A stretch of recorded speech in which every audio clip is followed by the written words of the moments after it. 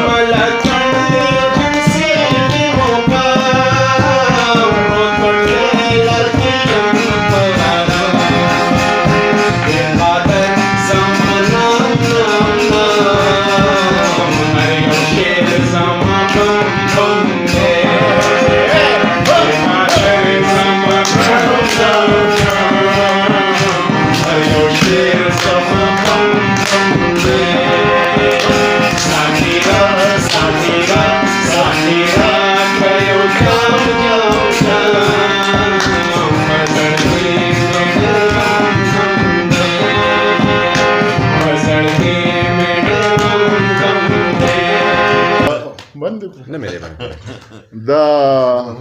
عبدالقادر دا خیلی او دا ګرانو مینوالو دی اسلم سالک خو زما د خوښې هنرمند دی او ډېر ښه شاعر دی ډېر په خپله ښه شاعر ډېر زبردسته شاعري کوي او هنرمند هم دی او الله دې راته سلامت لري زما هغه هنرمند دا دونه لوی کمال کړی دی چې دا عبدالقادر د پلار نوم یې غالبا محمد ایوب دی او د دې شریف آباد بټخیلې او دا زمونږ دلته ململکن ملګري چې دي خصوصا بخروان و مرخیل دا خو تقریبا 40 کالو نه یاره ګوهر صاحب او باچا سعید دی او دا اقبال شاه هیچا هم لکه دې نه پېژندو او ته چې رانو چېرته